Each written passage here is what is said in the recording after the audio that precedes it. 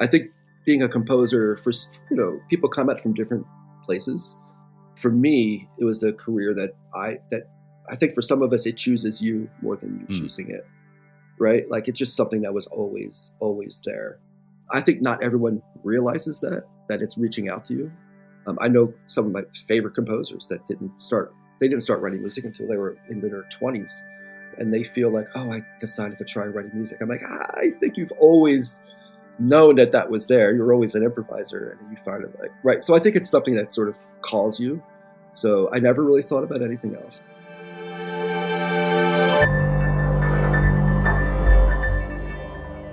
This is Music Maker with Tyler Kline, a podcast from Loose Leaf Transmissions.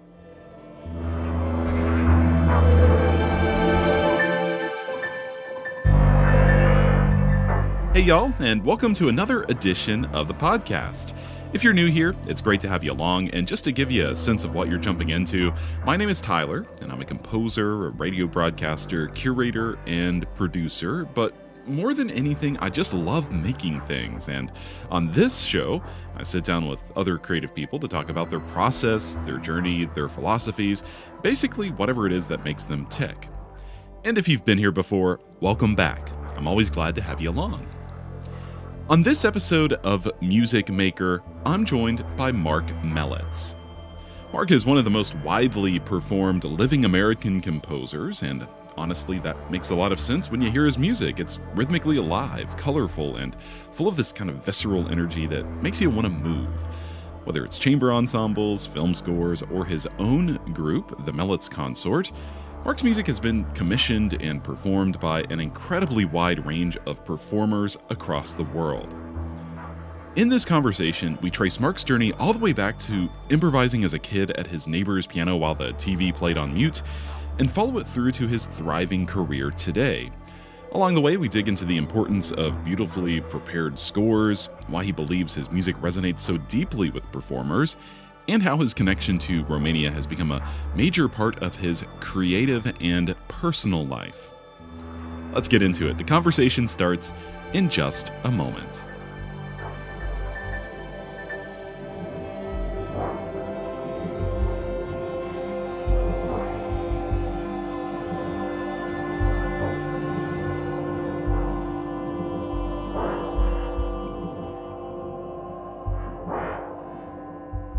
This show grows because of people like you, not some algorithm. So if something in today's conversation sparks something for you, the best way to support it is to follow the podcast and to share it with someone who'd get it too. You'll find links to subscribe, follow us on Instagram, or support on Patreon, all in the show notes or at looseleaftransmissions.com. Now, on to my conversation with Marc Mellits. So I just want to start by saying I've really been looking forward to hanging out with you today, Marc. And if I may begin really quickly just by saying that we met, I think it was last fall, when you came down to Cincinnati with Andy Hudson, Nick Fatinos, and Bill Ryan for a recital. Andy and Nick were doing some duo pieces of yours and Bill's. And we went out afterwards, and it was just so much fun talking with you. I felt like we had an instant connection. And so all that to say, I'm thinking that was a preview of our conversation today, which I can only assume that this is going to be quite a bit of fun. So thank you so much for your time and for being here with me. Yeah, that was super fun. That was great. It was great to meet you guys then. That was a fun concert. For sure. So I'm just going to begin with the question that I ask everybody, but I guess unusually, I think you're the first person to allude to an answer to this question in your bio. So I'm sure that you've thought a lot about this, but at any rate, where we like to start is, what is your earliest artistic memory as a composer? Oh, as a composer, sure. Easy. So my neighbors that lived across the street from me, I grew up outside of Baltimore, Maryland. They had a piano, and I would go as a little kid, 3 years old, 4 years old. I mean, I was always in their house. They were kind of like second parents to me. And I was A and Unc. So I would always go to A and Unc's house and be, jamming on their piano, just kind of like with my fists. What I like to do was go in there, and like the TV was in the second room, and I would turn the TV on and put the volume off. You could see the TV from where the piano was in the other room. and I'd go to the piano and just sort of like create these. I would call them like soundscapes with my little tiny fists, Yeah, and just yeah. kind of like making sounds on the piano. That's sort of like this film score to what the visually was on the screen, and then that led to just poking out little melodies and just little doodads on the piano, and I would do that all the time, Mm. and that for me was sort of the I guess my earliest memory of sort of trying to create sound if I'm writing music or creating sound or something in between. So, these were your neighbors. Did you grow up in a musical family? Like, were there musical instruments in your house, like a piano or guitar or something like that? Or was this like a specific place that you went to make music at this age? This was a specific place. There was nothing. So yeah, my father was a biostatistician, worked at Johns Hopkins. My mom eventually worked for a day camp year round. My brothers, yeah, they played trombone like later on, in high school, in school. But like at that point, no, no, there was no musical except for my grandmother. So my father's mother used to be a pianist for silent movies. Ah, cool. Yeah. So we always think that maybe that's where the musical genes sort of came from. But that was her job back in 100 years ago. When there was like Yeah. she would yeah, and she used to tell me like they would. It was funny because they would send her. There was always scores for the silent movies. And they'd send a stack of scores that she would play. She would have to play, but she would never play that because she loves Chopin. So she would just play Chopin from beginning to end, and no one knew, no one cared. They all thought it was great. That's Yeah, funny. I mean, yeah. and then there you were, like, muting the television and banging out stuff on a piano, Oh like, my god, all the time, like I never made that connection, I never thought of that. That's funny. oh, yeah. So, I mean, what was the response to you doing this? I mean, clearly it was supported, I would imagine, but, like, did anyone think anything of it, or were they just like, "Oh, that's Mark just doing his thing," like, Yeah, muting the TV and that's Mark doing his thing. They thought it was cute, they thought it was fun, and then I asked them for piano lessons at some point when I was 6 no, 5, no, 6. Not because I wanted to learn how to play the piano, I wanted to learn how to, like, notate the little Mm, tunes that I was, like, writing down. I thought that was the way to do it. So, yes, they definitely encouraged me because they let me have piano lessons, but my parents thought it was gonna be like a passing fad. So they didn't buy me a piano for my first year of piano lessons. I literally was going across the street and practicing on a neighbor's piano, and after a year, they were like, little Mark comes, like, he's always we love him, but maybe you should think about getting the piano yourself." So yeah. so that's when I was 7, my parents bought me a piano and put it in the basement because it looked like it wasn't gonna go away at that point. Were you primarily a piano player, growing up, or were you involved in, like, school music programs? I mean, what did that look like as you got older? Sure, yeah, so definitely, piano, and then, I started playing trombone in 4th grade. I wanted to play percussion because everybody in 4th grade wants to play percussion. And, when kids are signing up for music lessons and the band director, Mr. Barrick, who my friends and I still talk about, like, who wants to play what? Who wants to play percussion? And like 75% of the kids interested in music all raised their hand. He's like, well, so he talked to me and he's like, okay, I know you want to play percussion, but your brother played trombone and your other brother played trombone, which means your parents already bought a trombone. So, so you have one in the family. Why don't you play trombone? Yeah. And I'm like, okay. So that's why. So I played trombone from 4th grade on. I would say I'm a recovering trombonist at this point. I sang a lot. I sang in the choir. I love singing, and my elementary music school teacher, even at that age, recognized that there was something different, Mm. musically. But told my parents right away that this kid has some musical ability that she had not seen, and that sort of followed me all the way through, even through high school. It was yeah. And I imagine you were composing, all through this time as well. I was, but I didn't know it was anything different. I thought every kid, right? I thought every kid that played an instrument also wrote music because writing music is a hell of a lot easier than playing music, Yeah. right? So Right, right. I mean, why wouldn't everyone do that? It just seems so easy.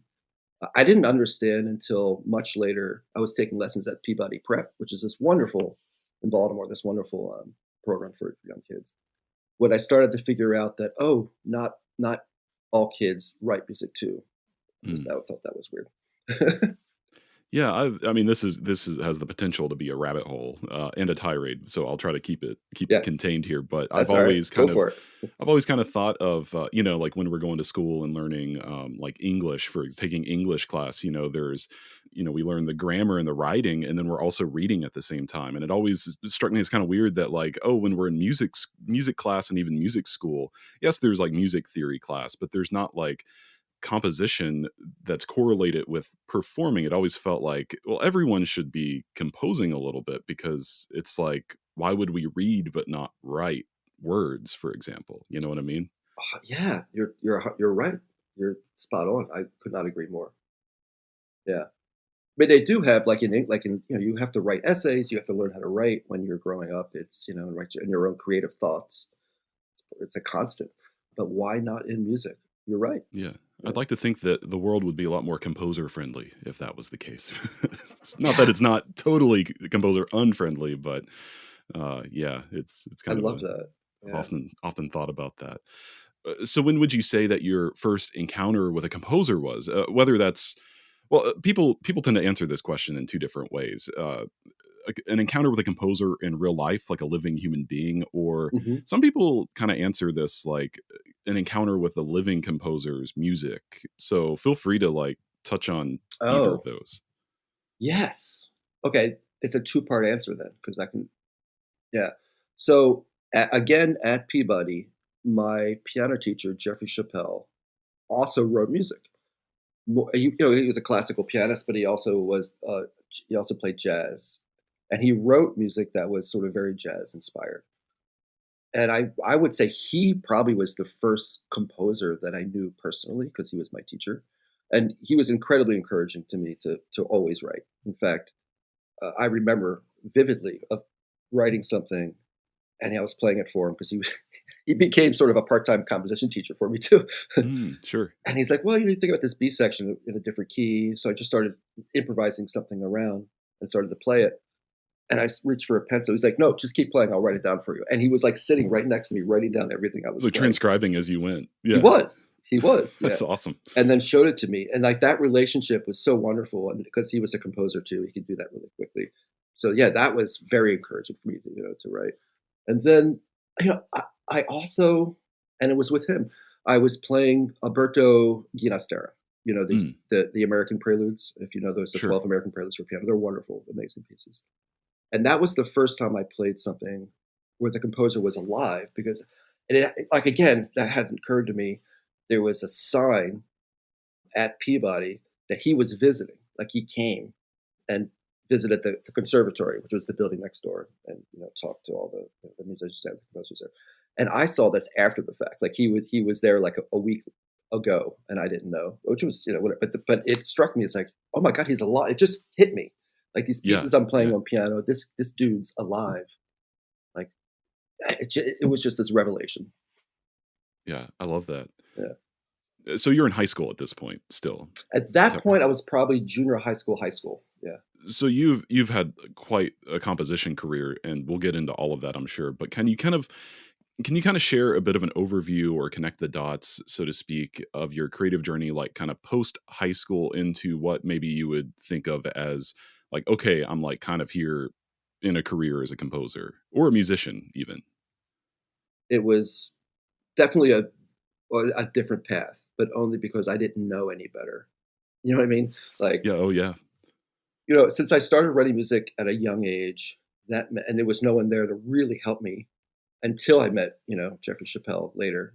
But uh, that meant I was just basically completely self-taught up to a certain, because there was really no one there. So just like doing it all myself.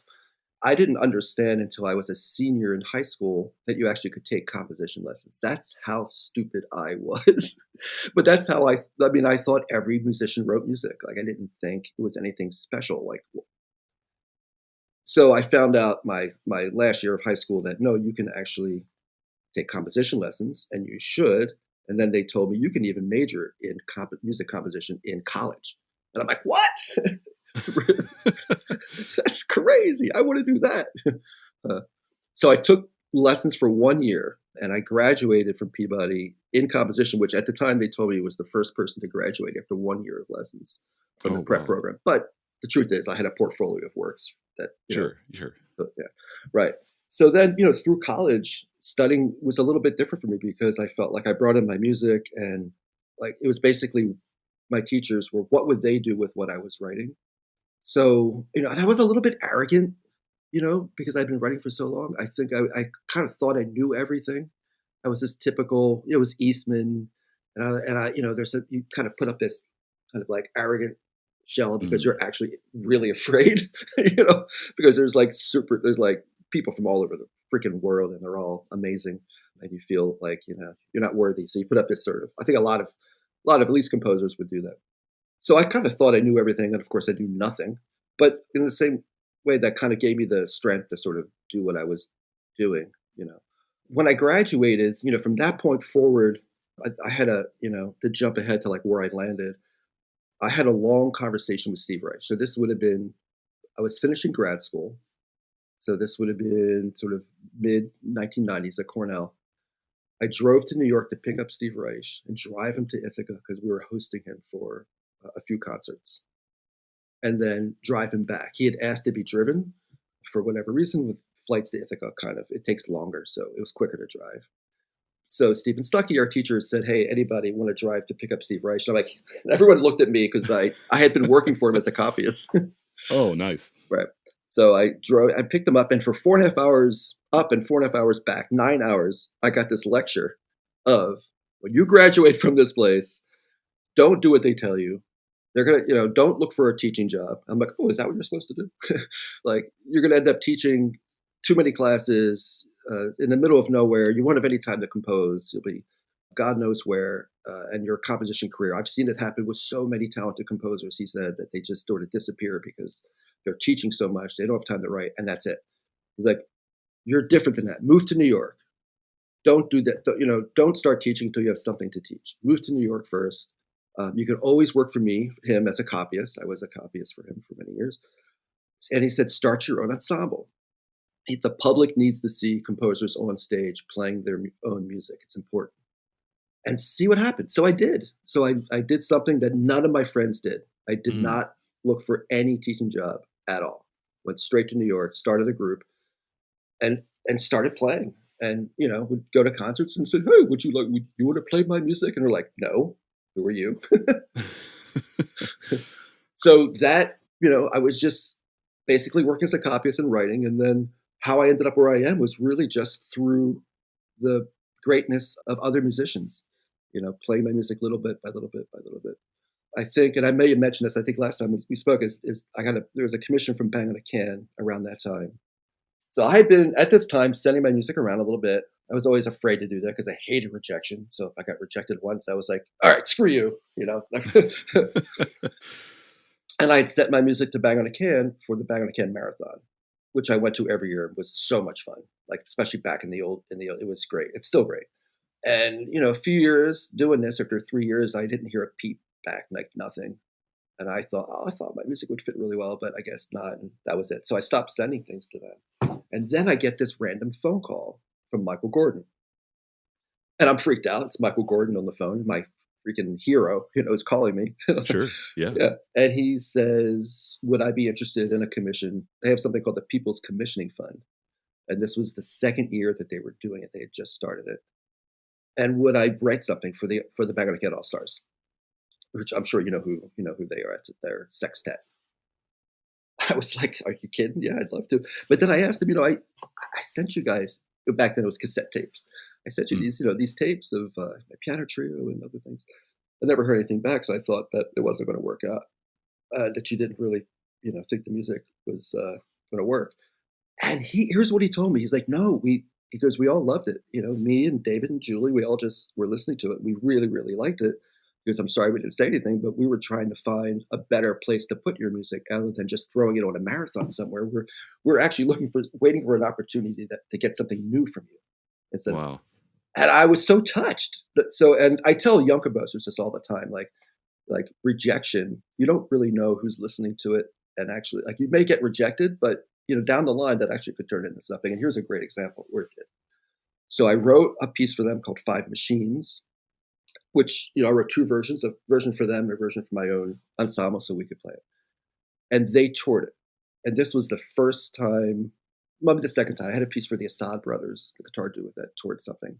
That was also really, really helpful. So this was one of the first times where my music went from, like small, 40 people in an audience, in a little black box theater in the East Village somewhere, to a touring group playing to several hundred people or more multiple times. Like, so, I mean, as a composer, it better than anyone else. Like, we all know that all we want to do is get our music in people's ears.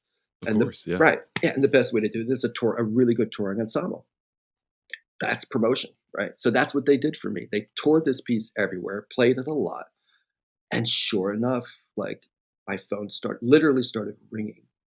Like like all these early commissions that were really helpful for me in getting my music out there, they all told me the same thing. For example, Kronos called.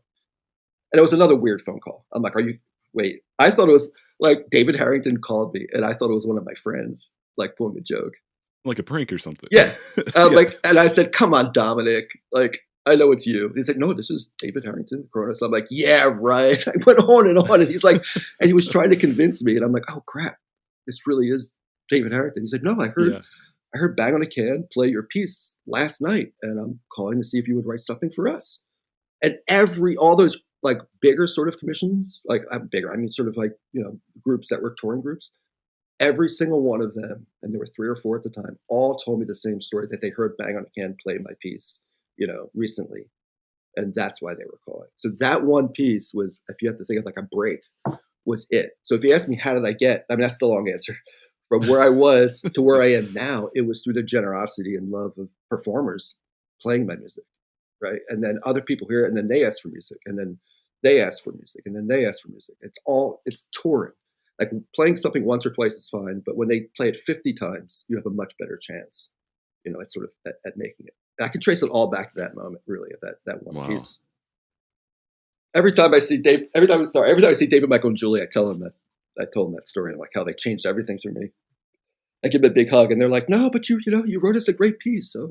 So, well, and when we were hanging out, last fall or whenever it was, of course, my wife Susanna was there. She's also a composer, and she studied with Michael and Julie, and so like that's, I think you guys talked about it more than you and I did. Okay, and, I knew. That story came up, right? Yeah, and I was there. I remember you talking about it, but I think something maybe she said, or she must have said it in response to like what you just said about, I tell Michael and Julie, like, they changed my life. Susanna was kind of like, they do that for a lot of people. Yeah. No, 100%. Yeah. And it's just, it's like incredible generosity. I mean, look at what they've done. When they started right. Bang on a Can, it wasn't just the 3 of them. Like, look at how many composers that it's incredible. It's absolutely, they scooped up all the composers that were kind of like falling through the cracks that they believed in, that really felt like they deserved a place on stage just to be heard. It's incredible what they've done for so many people. Absolutely. So at what point in the middle of all of this did it kind of dawn on you, or maybe you always felt this way? This is a question I ask everybody. When did you realize, like, one, you wanted to pursue this craft as your career, or that you maybe two could pursue this craft as a career, like make a living doing this? That's a great question. I never thought of anything else. I mean, I know it's weird, but since the time I was little, it's just always something I've always done. And then once I found out, oh, you can actually major in this in college and do this as a career, that was it. Like, that's for me. I think being a composer, people come at from different places. For me, it was a career that I think for some of us, it chooses you more than you choosing it, right? Like, it's just something that was always, always there. I think not everyone realizes that it's reaching out to you. I know some of my favorite composers that didn't start writing music until they were in their 20s, and they feel like, oh, I decided to try writing music. I'm like, I think you've always known that was there. You're always an improviser, and you find it like, right. So I think it's something that sort of calls you. So I never really thought about anything else, but it was also pretty, for lack of a better word, stupid. I didn't understand how hard it would be.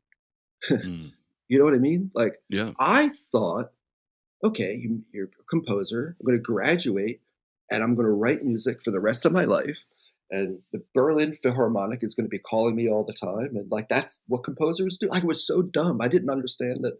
Like that's not really how it works, right? So it was just sheer dumb luck that I sort of fell into it and got lucky enough that people did ask me for music. Wasn't Berlin, but it was other groups. But more important groups, I would say. There you go. Here, here. But yeah, so it's sort of just dumb luck of not really understanding how hard it was. If I had known how hard it was and how rare it was, you can actually make a living as a composer. I probably would not have done it. To Mm. be honest with you, I just didn't know.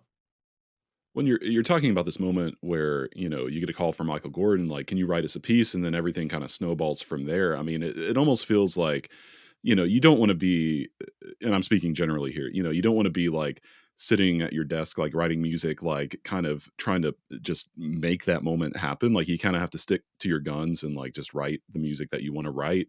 But I feel like in the back of all of our heads, it's kinda like, "Man, if only, like, this one thing could happen that would like spark the next thing that," it's like I think we all kind of hope for that, and it's like really a challenge to kind of persist when something like that might not be happening. I mean, I think we all go through like dry periods or Mhm. whatnot, and so yeah, it is a challenge to be a creator of any kind, really. Sometimes a lot of the times. Yeah, I mean, we're going to create anyway. Oh, Whether sure. it's like if people are going to listen to it or not. Like I hope they do, but I'm Yeah, right. exactly. So I think earlier when you mentioned like this lecture in the car that you received from Steve Reich about like don't do what they're telling you to do, don't go into academia, that kind of thing. Yeah. This is something Suzanne and I have been talking about recently.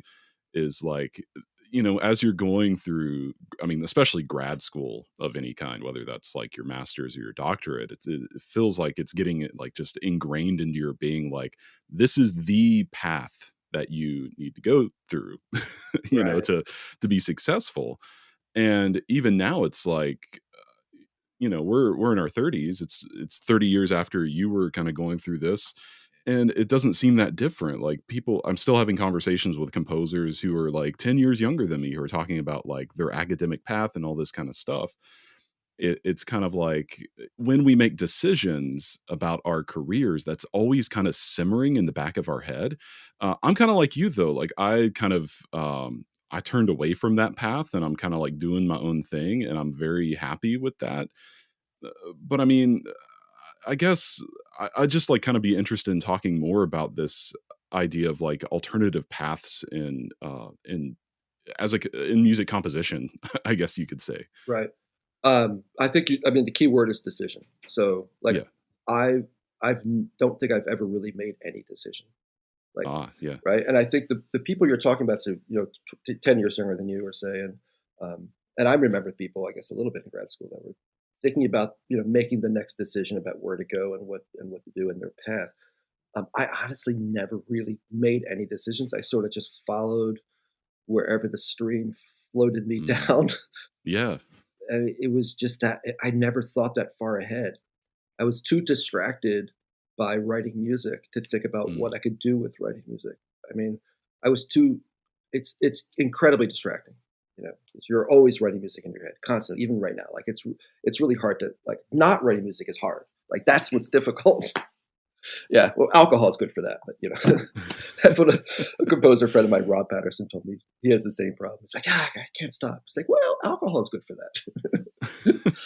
But I feel like have a beer. So no, I just feel like I'm always distracted because in your head, you just we're always imagining something. I feel like is right, and we just funnel that into music, always creating a story, just a musical story. So I was too distracted by doing that to actually think about where it would take me.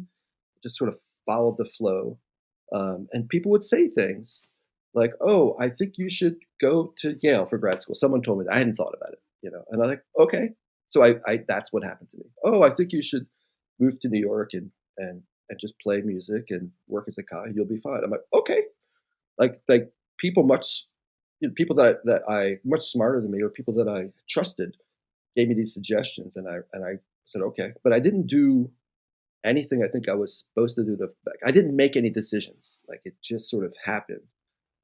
Now, bear in mind, I mean, it's easy for me to say because I always had this cushion of being a copyist, at which you could very well. This is Yeah. pre-Sibelius. You could you could make a living as a copyist back then. And I did, and I got really, really good at it. And I worked for a lot of the big publishers as a copyist. I kind of, again, like music, figured out how that works. Music copying and working in that business, I figured out how that works and started a little team of some friends, and we just did it all together. And I always had that. Like, if no one would ever ask me to write anything for the rest of my life, I knew I could pay rent because I was working for Boozy and Hawks and Shot and Presser. And so it's easy for me to say, I always had, I could just follow the flow because I had this really nice gig, like of and working at a higher end of because it took me a long time to sort of get up there to sort of editing and doing all that stuff and working with software and all of them, Finale and Sibelius and Score and all that stuff. And eventually Sibelius is the one that really, with Finale it was easy because you get these crappy Finale files from composers and they always needed people to clean it up. Right. But when Sibelius, I forget what version it was, maybe version 6, which it was my own demise. I helped them get to that point by they had reached out to a lot of our copyists about how to make Sibelius look more like Score.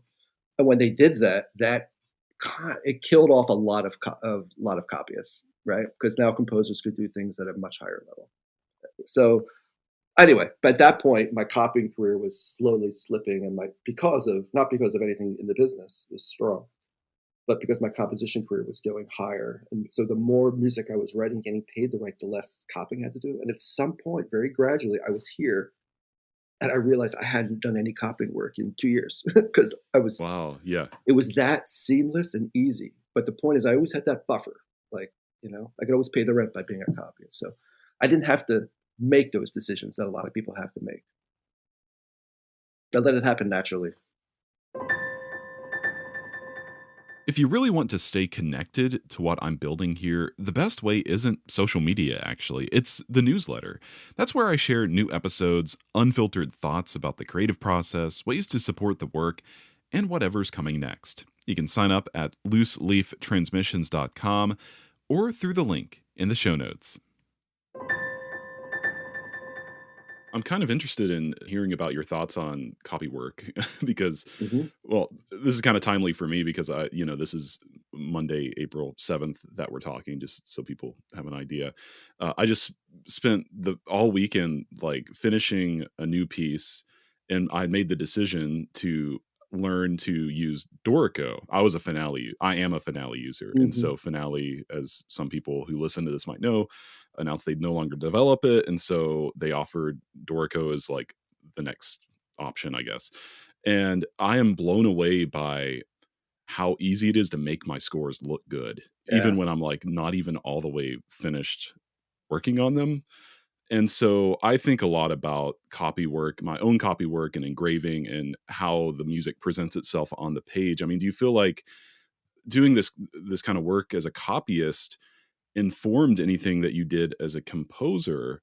And do you feel like, having clean scores, for example, attracted more people to play your music? I mean, this is something that I haven't talked about with anyone that I'm kind of interested in.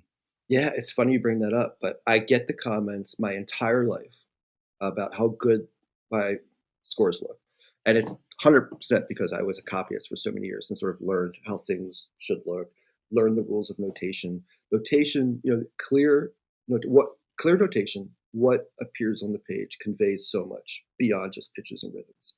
Like, is it a dotted quarter note? Is it a quarter note tied to an eighth note? Is it a quarter note with a staccato? Is it an eighth note with a staccato or an eighth note staccato dash?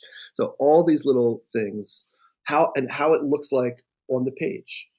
Is it squashed up or is it nice and free? I mean, when a musician looks at this, the art of it conveys so much. Right. And I learned all that stuff, and it's important to me that everything looks really, really good. Why? I'll tell you what. The benefit is you will save rehearsal time. There will be no questions. The clarity is there, and people can rehearse it without having to wonder. I wonder what the composer meant here. So not just that, but they also know how to interpret. I'm big on like interpretation is important for me, and I don't know why musicians today feel like, oh, composers that write music today. It's in stone and it says chord note equals 128. We have to play it at 128. Yet when they play Beethoven, they have much more freedom. So I think I set up a score so that there is interpretation available. Like my scores never say chord note equals 128. It'll say chord note equals 108 to 132. CA approximately, and then plus or minus. So like I try to set up the score in a way so that it allows for interpretation, but it also allows for clarity so that they can understand what they're playing, how to play it, and how to interpret what they're playing. And there's no questions about it. In the end, it just saves you get more rehearsal time, less talking about the music in rehearsal and more rehearsing. So in the end, Yeah. you have, right? So, and they tell me all the time, I get like, your music looks so good. Page turns, simple thing like page turns can save, like, they don't have to to think about where the page turn is. And if you've written so much music in a part that there is no page turn, then you up. Like you got to change that. Yeah, right. There's a practical reason for that, and people cannot play, for more Exactly. than 2 or 3 pages without having to breathe or stop their arm from moving. So like a page turn there's a practical reason. So I think about things like that. I have to evangelize here for a second. I'm a big fan of writing in page turns, even though like practically everyone I see performing now has an iPad. And it's kind of like it doesn't matter to them, but it matters to like the one person who might be playing like a printed score. Well, To me, it matters in other ways. I mean, iPads, you see it more and more. I don't see it as much as you see it. Like I definitely see it in younger players, but yeah, I haven't been to an orchestra concert where they've been working on their music that they actually use iPads ever at all. To be honest with you, it's all paper. But younger groups, chamber music groups, which is largely what I work with, at least chamber music groups. The younger ones use iPads, and the old folks like us use paper and a few iPads. But even if it's an iPad, you're looking at a single page, and it's different than 2 pages with a page turn on the bottom right. It's a different interpretation, and you still have to click the button. You still have to hit the foot pedal and go to the next page when you want, or the bottom stavs and the top stavs. It's a different way of reading it. Whereas printed 2 pages, you see everything. You don't have to worry about that. I think there's still something to be said for rubbing up against using an iPad to be able to have 2 pages across at a single spot on the right to turn the page. You kind of visually see what's coming up out of the corner of your eye. You know yeah, what I mean? And there's a less frantic way of interpreting that. yeah. I feel like in our compositional settings, whether that's academic or otherwise, I don't feel like this is discussed enough. Like the psychology of reading music, and so I'm glad that we're talking about it. No, I talk about it. Yeah. So yeah, Yeah. but you're right. Uh, and I have to back you up too on something you said about like the more clear the music, the less you have to talk about specifics in the music, and you can talk about you can talk about actual music. I know that's a confusing sentence to say, but I think people will understand what I'm saying. 100%. And this happened to me recently at a new music festival. I went to the Penn State New Music Festival, and they played a solo clarinet piece of mine, which is really gnarly. It's a really it requires patience on the performer's part, a lot of space. There's a lot of microtones and extended techniques and stuff like that. And I had 2 chances to work with the clarinet. It was a graduate clarinetist too, which made it even more impressive the way she played it. And I had 1 hour with her, like kind of one-on-one, and then we had like a 15-minute sound check the day of the concert 2 days later. And people were asking, "Oh, how'd your rehearsal go with Mandy, the clarinetist?" And all we talked about was like the musical narrative and how to make the most of the moments and the gestures. And it's because I like packed all kinds of stuff into the score Yeah. so that she wouldn't have any questions. And then that whole hour is just us talking about how do we make art Yeah. out of this, you know? Yeah. I mean, my feeling is, I learned at some point that at some point you're not writing music for your friends anymore. So you're not going to be there all the time. And that's when I started to be hyper clear, because people are going to start to play the music that you don't know, that might be in Krakow, Poland. It might be, halfway around the world. So they need to get everything they can from the page to understand, what you're trying to do. But it's not, it's their intentions. It's not your intentions. Yeah. You're writing the music. They need to interpret it. So you have to give them enough information to sort of, know what to do to to play it. So I do try to be very clear so that people, so I'm not going to be there like you were able to be there. You're not going to be there all the time. They should be able to get enough information from the page to know what to do. And it's a fine line between telling them exactly what to do and giving enough information so that they know how to interpret. Yeah, and that they can, like, kinda take ownership of it themselves That's what's important, beyond. Yeah, because that's when the magic happens, right. And I sometimes just one word is so important. Mm, You can say funky, you can say clear, you can say bright, or you could put tenuto, accent, dash, dot. I mean, and then a slur and then a dash slur. I mean, you can put a lot of stuff in there, or you can just say funky, or for a string player, off the string. Like, well, they know exactly what to do. right. Well, that's kind of a perfect segue to my next question because I was reading through some of the press blurbs on your website, and one word that seemed to keep coming up in describing one of your pieces is the word groove. Mm, We were talking about bang on a can earlier, and I tend to not that like bang on a can is a monolith and this is all they do. They do all kinds of wonderful things, and the composers associated with all of that. But I tend to think of like bang on a can doing like groove based pulse oriented music a lot of times. So I'm curious, what does groove mean to you and what function does it play in your music? yeah, so I think it's important. It's kind of how I grew up and what I grew up writing.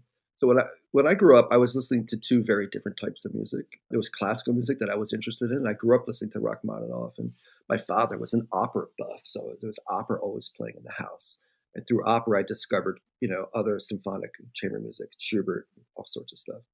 But then I had my oldest brother, Kenny, who lived in the basement. It was like the Brady Bunch, only instead of Greg being upstairs, Kenny was downstairs. And he was playing for me a whole different type of music, like Pink Floyd and Led Zeppelin and the Beatles and the Kinks. But I was 9, 10, 11 years old, 12 years old. So I was old enough to understand, obviously, these were stylistically very different musics, Bach and Led Zeppelin. But I was too young to understand that they were not sort of interpreted at the same level. Like, I didn't understand that. I just figured everyone listened to Stravinsky and Led Zeppelin. Like, I didn't understand that, whoa, this is popular music. This is music for the masses. And this is high art. Like, I didn't understand the difference between, say, to use terrible terminology, high art and low art. I thought it was just art. So when I heard, a Vivaldi violin solo, and then I heard Jimmy Page playing a guitar solo, it was the same artistic, this virtuosic thing that was exactly the same. Only stylistically it was different. But again, it was just, for me, that was just a different style, right? Right. So I grew up having a different respect, I think, for rock music and popular music than some people did. So it was always a part of what I was doing. At the same time, I was always writing music, and my music was very repetitive and really groove oriented because I was listening to a lot of groovy music, say, at the same time, and it kind of like melded itself in. When I got to Eastman, what I discovered was, how do I say this? Like, there was music that I was showing my teachers, and there was music that I was writing myself, just for myself.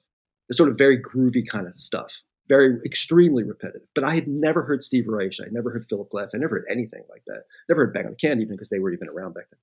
And then I heard Steve Reich for the first time and heard Philip Glass for the first time. And it freaking blew my mind because here were composers writing music so freaking similar to what I was doing, and I'd never, ever, ever heard it before. So not just the repetitiveness, but the grooviness was there. And I'm like, oh my God. So you can actually do that? Like, I can take this music that I've been writing and it's okay? So I feel like there were these different stylistic things that I was doing. And one was very groove oriented, and one was very form oriented, and one was very harmonic oriented. And I Mm, think melody was always a combination of all these things. And it kind of tunneled, at some point through the years. And once I figured out that it was okay to be repetitive, like people actually did that, I wasn't the only one. And it sort of wrapped itself around into one, I wouldn't say one style. I still feel like I'm trying to figure myself out. But the idea that all these things bounced around and this groove idea sort of made its way into the rest of my music that was like, okay, you can show this. It's fine. Like, that's allowable. You know, it's like as a kid, I'm like, okay, there's Led Zeppelin and there's the Beatles and then there's Rachmaninoff. And when I got to music school, I realized, oh no, that's different. You need to keep that separate. And at some point, I'm like, okay, no, you can actually pull that back in. It's important, and it's interesting because Michael Daugherty, who I'm sure you know his music. I was at a concert once to hear a premiere of a piece I wrote called Gravity. It's a percussion ensemble piece, and it was at Michigan, and Michael was there. Second half of the concert, they started the second half with my piece Gravity. He was there for the first half, but he didn't go into the concert because he was actually editing parts out in the lobby, like off in the Yeah. corner. I didn't know him hardly at all. I saw him, he saw me, and he said, "Hey," he's like, "No, I came to hear your piece Gravity. I didn't have time to hear the rest of the concert." And I said, "Oh yeah, the first half just ended." And here's what he told me. He goes, "How was it? Was there any groove?" And he used that word. Mm. And I'm like, here is a very respected composer who's using the same terminology that I think about. He's like, he looked at me, he's like, "Well, anything groove?" I'm like, "Oh my God." I'm like, "Actually, yeah, there were a couple pieces that groove." I'm like, I felt like instantly we had this okay, we kind of got each other, and it's like, okay, it's okay to put groove into your music. Like, you don't have to shy away from it. Like, in fact, that can be a big part of it. It gave me a lot of confirmation. Oh, that's awesome. I'm curious though. I mean, you're talking about how you kind of had like the scores for your lessons and then the scores for yourself, or I should say, the music you composed for lessons and maybe the music you composed for yourself. 100%. I mean, and then you discovered these big minimalist pioneering composers.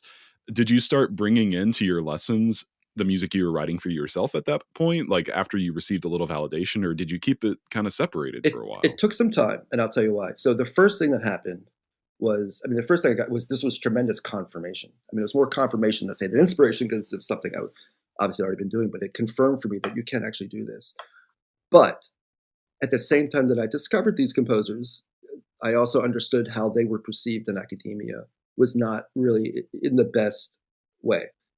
Like at Eastman, if you said you were listening to Steve Reich, the grad students would be like, "Oh, that's cool," but everyone else would be like, "That's not cool." Like it Yeah. was a hyper academic. This was the '80s, man. Yeah. Like so, I felt like avant garde was still super strong, postmodernism. Anyway, I felt like I was a little afraid, until I was probably a senior, and that's when I started. I remember it was Sam Adler, and I Mm. brought in something of Reich's that I wanted to get see what he thought about and I was so afraid to do it because I'm like, he's going to be so upset that I'm listening to this crap. And he's like, "Oh, no, Steve Reich is just freaking amazing." And he's like, "Do you know drumming?" And I'm like, "Yeah, I know drumming. That's actually what I wanted to talk about." And he was like, "Yeah." And we talked about drumming and we talked about music for 18 musicians. And I'm like, "Oh my God, this whole time he has so much respect for Steve Reich." And I misread that. But from that point forward in the grad school, I felt like now it was, and also my music by the time I was a senior, that music that I was writing for myself and the music I was bringing in were totally collapsing in on each other. And my teachers saw it. Like it was pretty clear that, it was slowly morphing. And then I brought in a bunch of things, a set of piano pieces that I've been writing completely outside of lessons that was totally just weirdly funky and groove based. And Adler said, "This is you, man.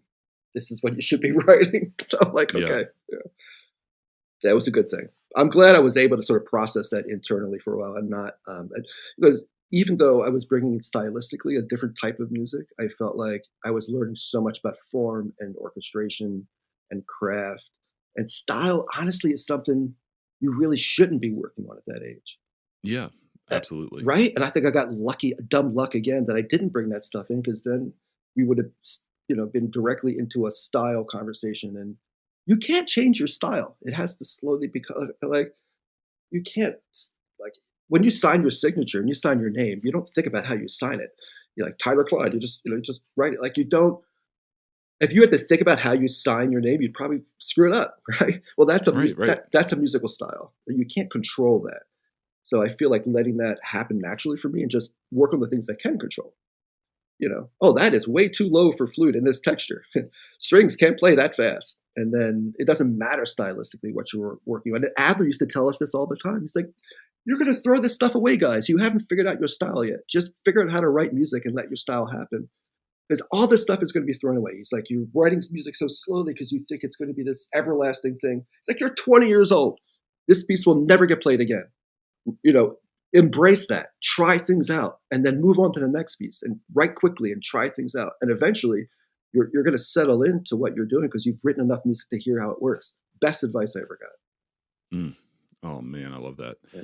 It almost gets back to our conversation about copy work or how you present music, because I feel like groove, like when you talk about music that's like funky or groovy and you're talking about these more, kind of, for lack of a better word, like pop artists, or people who work in more popular styles of music, a lot of that stuff's maybe not written down. They're going off of like how they feel, and so much of like groove and funk, and I mean, you can insert really any adjective, is about like a feeling that you might have. I mean, do you feel like the notes on the page themselves are enough to convey this idea of groove, or do you put other information, or do you have to like rely on someone just knowing what to do?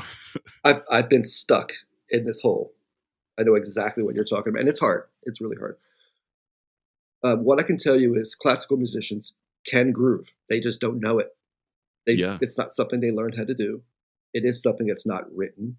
And if you have to describe it, how to do it, it's this lengthy. And I've done it. I've tried that route of hyper. My fourth string quartet, the last movement.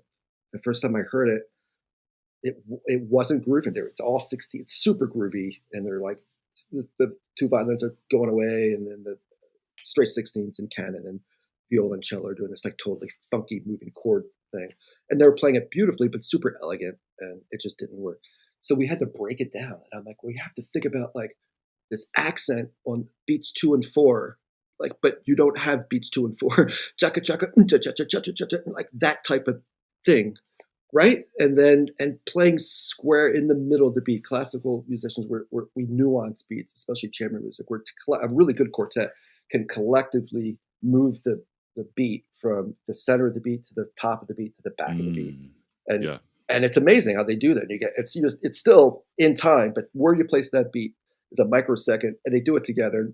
Classical musicians are always doing that together, right?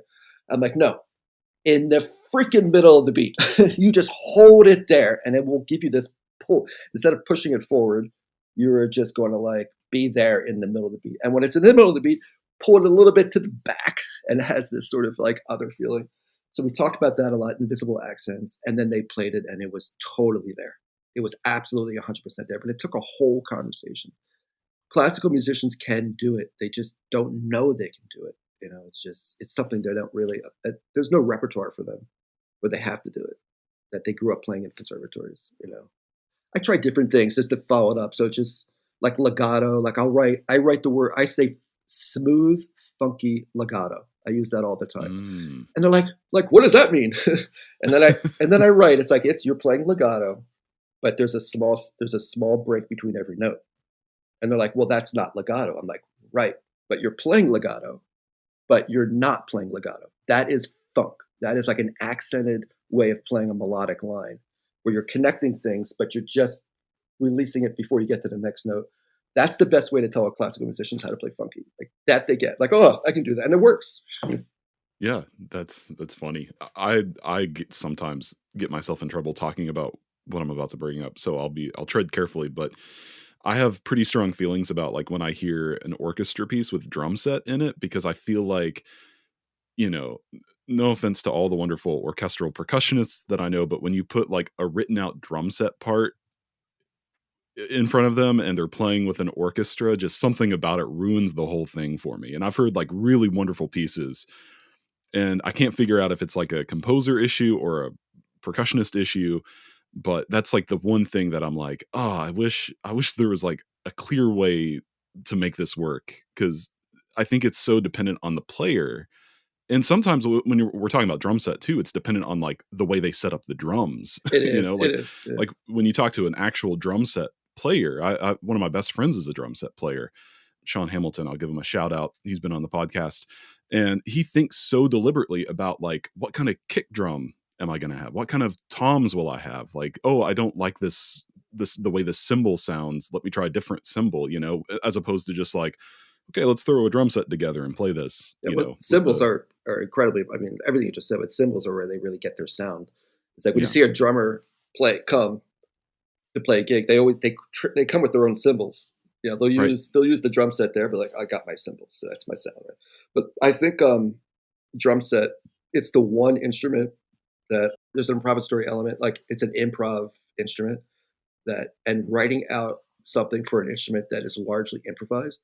I learned that the hard way. So when I do use drum set and pieces now, I let them improvise and I give them just slashes and give them a couple words of what I want. But if you try to write it out, it's going to end up half the time, at least for my music, exactly like you just said, and it's going to work against you. This is an instrument that is improvised. Like Yeah, if you write it out, they can do it. But if you tell them, I kind of want this, then they have their way of doing what you want, but it's probably going to be better because it is an improvised type of instrument. Like that is the way the instrument works. It's not a cello, it's not a violin, it's not a piano even. It's a drum set is largely improvised, and I think composers we should accept that and embrace it, and let drummers do what they do. In an orchestral setting, then you have a problem because not every percussionist back there. There are a lot of percussionists that didn't grow up playing drums, as we all think. They actually grew up playing classical percussion and might not feel so comfortable. So you need to get someone back there who knows how to do that. for sure. Like an Ian Ding, like everybody, Ian Ding. It's this great classical, percussionist, and he could totally rock on a drum set. He's the one playing on my album Smoke, all that drum set stuff. I just let him rip and like just do you. Yeah. Kind of shifting gears a little bit. I'm sure we've touched on an answer to this already, but I'll ask you more directly. What would you describe as the primary pillars of your creative practice? And this could be, philosophically, stylistically, anything like that.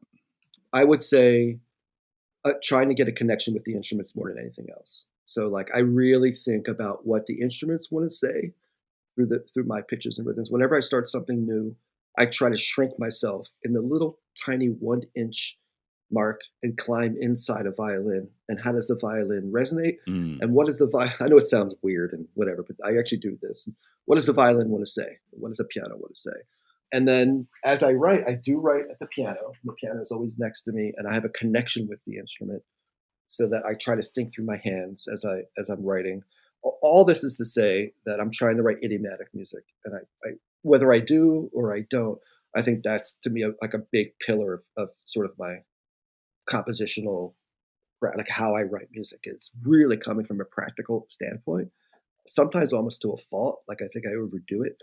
Like coming up with a line, I know it's going to be for violin, then I think I'll do it like this because it's in a good key for violin. They have an open string here, and it's in first position, and they can.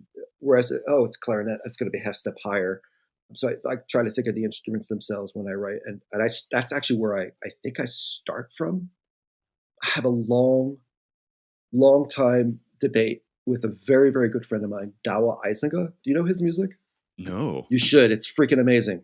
He is one of my absolute favorite I'll composers. check it out. Dawa Eisenga is an incredible composer and a lovely person. We're very, very good friends. He's Dutch, lives in Holland, and we've had this debate about where does music start? Does it start with the instruments or does it start with the notes? Like when you think of an idea, is it coming from strictly pitches and rhythms, or is it coming from the instruments themselves? The debate started many, many years ago, and when he asked me this question, I said, "Well, it starts with the instruments. I think of what the instruments want to say." He's like, "What are you talking about? That's impossible. It must start with sound. It has to start with the notes." And I'm like, "No." And we had this debate. And then because he lives in Holland, we only see each other now and then. So at that point, it was more than a few months, but maybe a couple years went by and we saw each other again. Now we try to see each other more, but a couple years had gone by. And he said, "Mark, you know that little conversation we had over 17 million beers in Amsterdam?" And I'm like, "Yeah." Actually, he goes, "I haven't stopped thinking about it." He goes, "Yeah, me too." And he's like, "You're right. It does. You're right. You're absolutely right. It starts with the instruments." And I said, "No, you're right. It starts with freaking notes." And we realized we had completely switched sides. And then when we saw each other again, like now, whenever we see each other, we're like, "Okay, where are you? Are you here? Are you here?" Because Yeah. he did change the way I think about it a little bit. So I mean, now I do think everything starts from instruments themselves. But he's right. Like the pitches as just blocks of sound and the mathematical relationships that sound creates is so inherent that maybe we don't even think about it. But it's like Lego blocks of sound that we start to just sound that we push around. This block is an E natural, and this is an F sharp, and that's an A. And swish them around and stack them on each other. That's pure sound. How those blocks fit into instruments is so integrated, I think, that it's hard to separate it. Yeah, not to add a layer to the argument between you and your friend. I almost feel like the Oh, answer here we lies in go. like what what is the commissioning, what does the commission ask for? So like Yeah, for example, I have a commission I'm about to start working on that's alto saxophone and piano, and I'm pretty much at this point I've only ever thought about like the way those instruments can be played, you know. But conversely, I've been talking with a band director about like a beginning band piece, and it's like that's all pitch. That's all notes. Like I can't come at it from like a different angle than like notes on the page because they're like 11 years old. So right. Oh, gotcha. Yeah, yeah, yeah.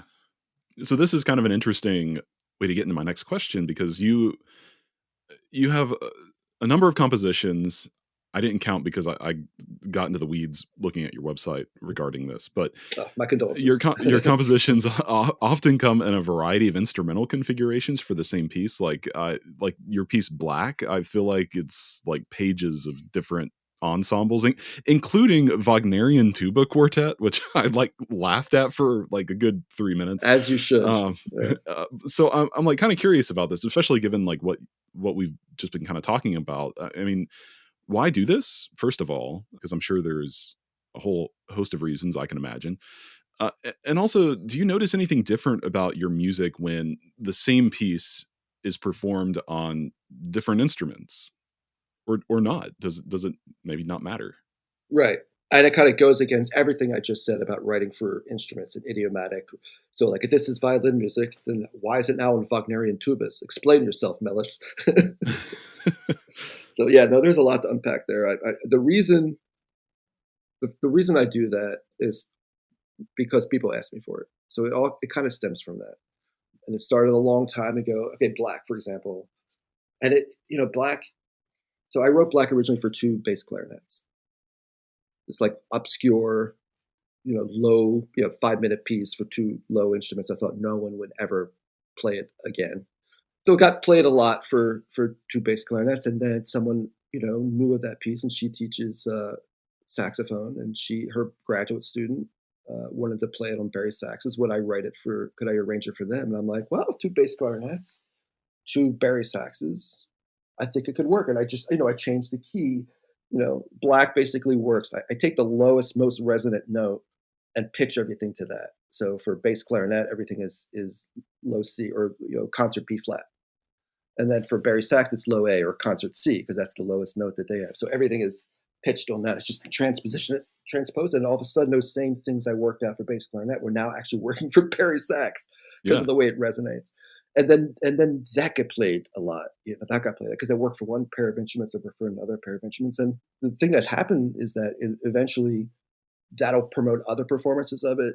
Other groups will ask me for another version of it, and if I think it works, I'll do it. Like if it works for one thing, Black has been played over 3,500 times. It's going to hit 4,000 performances this year, wow, which yeah, is crazy. Like who would have thought that this obscure piece that I wrote, and it's because there's so many different versions of it, and you know what I mean. So it's yeah. like people end up playing because they want to, and it's also, I want music to be fun. That's another that's a big thing of we can talk about that later, but I think that that's maybe comes from the funky grooviness. But I want to get off topic. So to stay on like writing for different instruments, like if people just ask me for it, I'll write it. I'll write it for a different group of instruments. Why not? And then if it works, yeah, you're right. Black. There's a lot of versions of Black, and I don't know what to say. Like if people want it, I'll write it. They play it. I'm a working composer. I have to put food on the table. I have two children. So there you go. I mean, you mentioned like if you think it would work, you agree to it. I mean, is there an example that comes to your mind where like Yes. if someone asked you, can you make this for Wagnerian tuba sextet? Would you do it? Is there, for example, is there a piece that Touche. that you would just be like, absolutely not. I'm not gonna like this is the way it has to be. I've said no. I've definitely said no. And the Wagnerian tuba thing, I actually said no. And then they said Yeah. no. Like I know what you're thinking. Here's a recording of us playing, and I'm like, oh yes, that would totally work. So now Yeah. now I hear it. That's the best black. That would work the best than ever I heard. And I did it for four of them so they could actually breathe and change. It actually works better for Wagnerian tubas. It's weird, which is, no, I mean, I have said no. I have said, like, if, people have asked me for weird ones. I feel like with black, you need two low instruments. If it's a quartet, you need two low and two medium or whatever, an octave higher. But people have asked me for different things, and that's hard to do with that particular piece. So I said no. But then you can work it out. I did one for Latitude 49, which is a sextet, Yeah. where I had to completely rewrite it. So if you want to do it for an instrumentation that's different, then that piece or whatever you're writing has to be completely rewritten. And I have a string octet that was played last week in Texas. I mentioned, no doubt, I went down there for the Mellits Fest, and they did it for saxophones. So I had to rewrite it for saxophones, and it was a major rewrite, major rewrite. I had to change so many things because it just doesn't work for strings, not just double stops, but it was a major rewrite. But it can be done. You can't just plug it in and put it on a different instrument and expect it to work. That's not how, I think very carefully about all the different versions of these pieces that I do. It's not just choosing a different instrument in Sibelius and printing it out the part. It's changing key, it's changing octaves, and then sometimes literally like an octet, rewriting entire passages into different music that gets the same type of feeling, but just different rhythms completely, entirely. I think very, very hard on different revisions. Do you ever like write a new piece? Like if you have a new commission for something and you kind of see from the start, like, oh, this might work well on some other instruments. Do you ever kind of conceptualize that in advance, or is it only when people kind of approach you about it? What do you mean? Like if I'm writing something? So if you're writing like a piano piece, Yeah. for example, and like you're working on it, like you're kind of like in the weeds with it, and you think, oh, like this could be orchestrated for string quartet. Is that something you think about along the way Yeah. ever? Yeah, it is. So the way I write music is I build. I like to sort of take something and just build ideas and write a whole bunch of music, a kind of mountain of it, and then I destroy. So it's sort of like, right. So what was the piece I was talking about recently? Someone asked, oh, Splinter. So I have a piece called Splinter for Reed Quintet, which is, I can't remember how many movements I ended up with, maybe 7 or 8. I think I had about 27 movements in the beginning as I was writing it. So I like to just have a whole splattering of ideas. And it's like, I think Phil Collins once said, they throws mud at the wall and some of it sticks. That's Yeah. exactly how we write. So I just took 27 movements that all started. I hear music all at once anyway. So I hear all these different ideas like this. And then you have to sort of do this and sort of figure out like what's going to stay, what's not going to stay. So in Splinter, those 8 movements sort of stuck, and the other ones didn't. But some of those other movements ended up becoming, a brand. Like one turned out to be something for a horn trio that I just finished because it wasn't really working for reed quintet, but it would work for French horn, which is a very different type of instrument, which is why it didn't work for reed quintet, but would work for French horn. So that does happen, and usually that means that those ideas just kind of get recycled into another piece for a different instrumentation because that's actually where it belongs. Doesn't happen all the time, but it does happen sometimes. Yeah, it's fascinating, and it's something that like I've been thinking about a lot lately in some of my pieces. Whether like you've talked about, like people are approaching me. I have a collection of solo piano works that I'll bring up in just a moment more extensively. People have asked me like, oh, can we get a version for guitar? Can we get a version for keyboard percussion? That's easy. The folks who ask me for like saxophone quartet versions of this piano music, that was like a lot more difficult to do than I thought when I agreed to it. So it's like, I don't know, it's an interesting kind of topic again that like not a lot of people I hear like talking about. Sure. Yeah, no, 100%. Yeah, totally. So you describe yourself as a miniaturist, as in a composer who enjoys writing shorter works or pieces with many short movements. And one reason this stood out to me and why I wanted to bring it up is because probably the piece that I'm most known for is a collection of these 50 miniature piano works, which are anywhere from like 45 seconds to 3 minutes. A lot of them are like 1 minute. So I feel like we'll kind of have a lot to talk about here regarding miniature compositions. But what initially drew you to creating miniature pieces, and why do you continue to come back to this? Yeah, I mean, I have a very clear answer for that. I know why. First of all, I don't necessarily call myself a miniature. I've been called a miniature. Some I forget who it was who came, and I kind of went with it because it does sort of fit. So this is basically how it happened. I felt like at some point my music was getting longer and longer and longer, and I was over exhausting ideas, and I was thinking about form in these longer and longer terms because I wanted to exhaust every permutation of the idea, all the manipulations I could think of. You take an this is what writing music is. You just take you take an idea and you just play with it. So I was playing with it in every possible way and like over developing everything. I felt like I had this disease of overdevelopment. Just overdeveloping everything I possibly could in my music, and I felt that my music was just getting like long and formally. I was struggling. Like I felt like I didn't. It was hard for me to wrap my head around a concept of form to that extent, and it just wasn't holding together. Music was working maybe from measure to measure, but it wasn't working from beginning to end. Like it was hard for me to see the forest for the trees. I was just kind of to use that. I was just kind of looking at every tree, and it was hard for me to kind of pull that.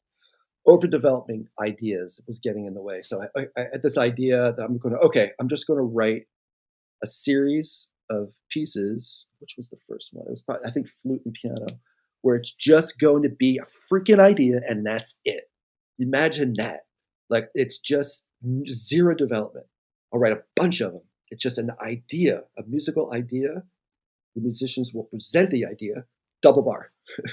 And then another idea, present the idea, double bar. Zero development. I wanted to come up with like crystal clear ideas to sort of convey something quickly and not develop at all, to sort of prevent myself from overdeveloping, to see how that would happen.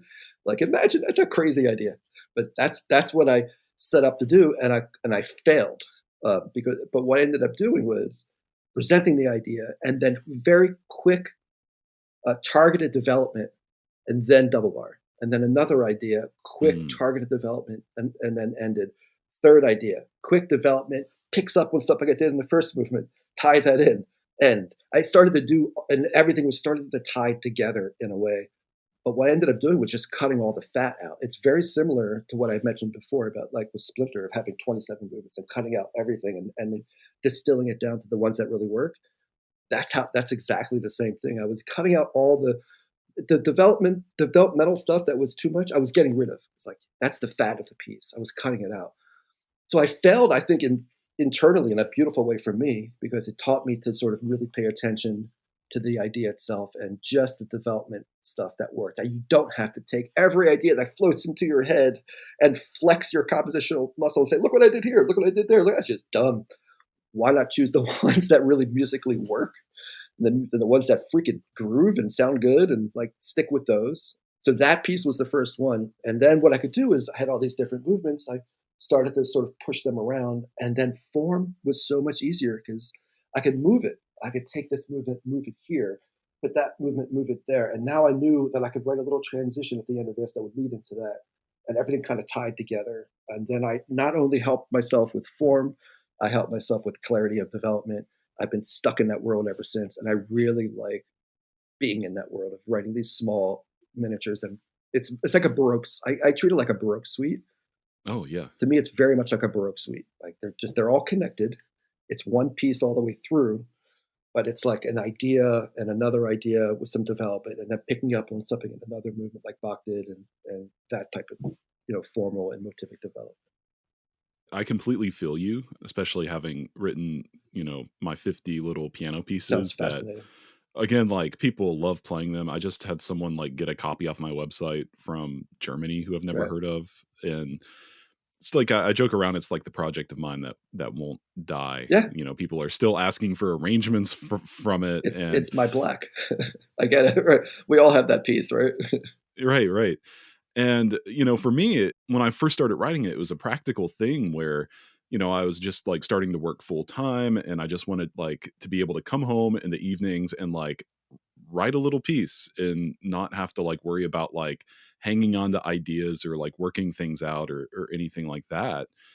And I don't know if I've like, well, I know that like I'm trying to like run away from that a little bit because I just wrote like a longer piano piece that's like 20 minutes of what I thought was going to be one movement, but again, like in a moment of clarity, I was like, oh, this is two movements because I can't figure out how to transition. But Right. like just a little break is like enough for it to work. But I definitely think like writing 50 of these little pieces helped clarify so many different things for me, whether that's, you know, what is a musical idea? What can be done with a musical idea? Certainly, I'm not a pianist, but it helped me become a better composer for writing for piano. And so, I can totally Right. relate to what you're saying. Well, you said something important other than, miniatures, which are always fun. But you mentioned people find them fun to play, Yeah. and they're playing it, and that's why. And that is the trick. That's the thing, man. I'm telling you, we all write music and can be this and that, but like musicians want to play music that's fun. Like, and for so long they were playing this, heavy, like super avant-garde, crazy stuff, which was just, full of sound. It wasn't necessarily fun for them to play other than from a virtuosic, standpoint. But people tell me all the time, and I'm sure as they're telling you with your piano pieces, like they're fun to play. And that is why some guy in Germany wanted to play it. And you know what I mean? Like, Yeah. you know what I mean? So it's like this idea. I get a lot of performances. Last year I had about 800 performances. Every year it gets bigger, Wow.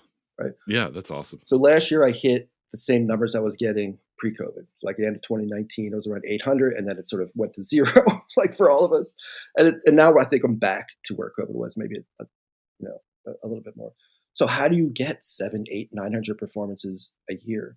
It's because it's like, the music may be funky and groovy, but it's just fun. Like people just, whatever it is, it may not be the best piece in the program, but it's like the most fun to play. So like that's why they play it. Like it's really just that. I don't think much of my music. I don't think it's this or that or great or whatever. I think most of it actually sucks. But it might be fun to play. So that's the key, man. That's it. Yeah. Well, in fairness, I don't think it sucks. Clearly 800 different performers, all I they didn't either. all I hear is just what I would have done differently. You know. Oh, yeah, well Right. that's like the eternal battle, Right. right? Right. And I'll get I better. was talking with a filmmaker for this podcast. I haven't quite decided the order it'll be released. So maybe you've already heard from Jacqueline, maybe it's coming up. But at any rate, we were talking about like satisfaction in our work and how I think there's probably a misconception by people who don't do what we do that we finish something and it's like, oh, it's like it's done and we're satisfied. This thing is out in the world. And it's like, I rarely feel satisfied with like the work that I do because again, like you said, it's like you just kind of see like what could be better. And I've just had to like grapple with that by looking at, okay, yes, this piece could have been better in this way. I'll just move it forward in the next one and just Yeah. keep working ahead. You just cringe. You're just like, oh, I can't believe I did that. Just yeah. Wow. That was crazy. Shouldn't have done that. I won't do that in the next piece. And then you just, because Yeah. I just focused on those moments where I could have been better. I could have done better. Yeah. But at the same time, I'd like to think that we are the only ones who see that, other people, obviously, if people are playing it a lot, they don't seem to mind. So Well, what they do or they don't. I mean, also, if you're blessed enough to have like really amazing players playing your music, like they make those odd, cringy parts sound great because they know what to do. I think most composers, at least I figured out at some point, that really great players will make your music always like if you write a piece, really great players will make it sound kind of mediocre. So if you write a mediocre piece, great players are gonna make it sound great. So you know what mm. I do, man? I just shoot for mediocre and just get really great player. No, I mean the point is like we all, you have to write, like you have to put the note. You can't sit here and think about it forever. But really great players will sort of ease over those moments of awkwardness and make it sound better. And then you can learn from it, like hear what they did and change it in your next piece and actually do what they did in the score. Yeah, I do that all the absolutely. time. And I kind of feel like I don't know, like when my music gets into the right hands, which I'm grateful and lucky enough that it seems to happen more often than not. that these folks can like pull something out of the music that I didn't even realize was there, Right? which is Yeah, kind of like the right. other side of Yeah, what you're talking about. that's the It's magic. not just Yeah, like oh, there's some shortcomings here and they're making up for it. It's like they see something here that I didn't know was there, and right. that's kind of cool. Yeah, yeah. Well, yeah, they're one of the thirds. There's three thirds to every magical musical experience, and you and I, we're one third of it. Like we write the score. That's it. We're responsible for a third of the art. It actually isn't even art yet when you write a piece. It's just music. And then people, like, if they're really great, will pick it up and interpret it and start to take that little ball that you did and shine it here and maybe dull it here and scratch it here and put their interpretation on this ball, start to move it around. But still, that's two-thirds of right. That's 66%. We have a D. The moment there's an audience there that they throw that ball out into their ears and react to it, that's magical, right? And that's art. That's not music anymore. That's art. There's art all over the world. Like you can look outside. There's art. Like you start to interact with something. Yeah. That's art. But for us to do it, we need these three entities. We need someone to write it, someone to play it, and someone to listen to it. And if no one's listening to it, that's not art anymore. That's just music. So the idea of getting these really great players to play your music and finding things in it that we didn't even know was there, of course, because that's part of the artistic process, and we should embrace that. That's what it's all about. I mean, we're not. This is music that's not etched in stone. I don't think it should be etched in stone. We need players. Are If that was the case, then we could have a digital performance of all our music, and it would be great. But that's not great. What's great is when a mind interprets what you wrote and does it, and if someone's actually listening to it, you're lucky enough to have art. Tyler here, and if you're enjoying this episode of Music Maker, well, just know that I've got a short form show called Micro Maker. Think of it as a distilled version of these conversations focused on powerful insights that you can listen to anytime. New episodes twice a week, Tuesdays and Fridays. Give it a follow. Again, this is something I ask everybody. What is a piece of music or a song or a film, book, piece of art, any kind of artistic artifact, I guess you could say, that changed the way that you thought about your work, maybe changed your life in some way, changed the game, more or less? Music or not music? Both, either. It's okay. This is a very strange thing, and I don't even know what it actually was. But there was a time when I lived in New York. Would have been in the late '90s, early 2000s. There was a party at a friend's house, and she's like, "Oh, throw your coat in the bedroom." And I go in the bedroom, put my coat, and as I said, she had she's Korean, and she has her father's a Korean uh, priest. As I left the bedroom, there was this perfect golden colored circle. And I went back into the party, and we're kind of doing this sort of like game and Christmas presents, and I was sort of very distracted. And then she had said, "Hey, is everything okay?" You're like, you're not saying it like all. I'm like, no, no, I'm fine. I just was like, "Can I ask you what is that thing on your wall?" Like, it just like burned this like circle into my brain. And then her husband, who's a violinist, they're both violinists. He looks like, "Oh my God, he saw your father's," and she's like, and she got like really, she's like, and she described like, "Yeah, that what is that?" And it's some Buddhist symbol. And again, her father's a priest, and so she got it from. And she's like, we had this belief that like it can kind of communicate with like this symbol. Like some people are just immediately drawn to it for whatever reason. And some people see, oh, that's a pretty piece of art on the wall. And other people like can't stop thinking about it. And I'm like, oh man, that's me. Like that is the most perfect circle I've ever seen. Like it's absolutely and then she said, like, if you try to draw a circle by hand, you can't. Like it's impossible, almost impossible Yeah. to get like a perfect circle just freehand. But it wasn't just how perfect the circle was, because it was the thickness. So the inner circle was just as perfect as the outer circle, and the curvature of the ring was just as. So this whole ring was like could not have been a more perfect.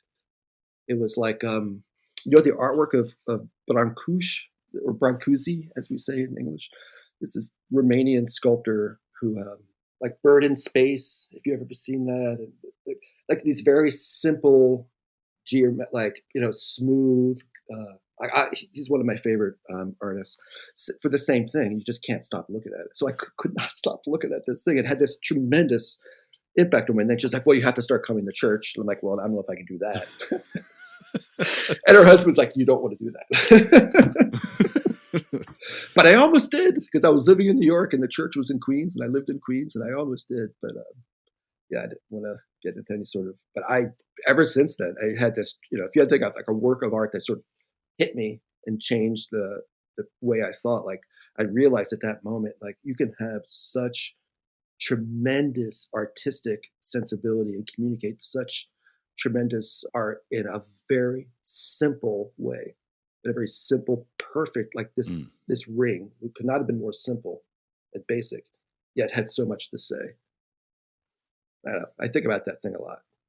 Do you feel like this experience you're describing changed your music making in any way? I mean, did it like permeate that deeply? 100%. I feel like I was leaning towards that anyway. Just simplicity of ideas.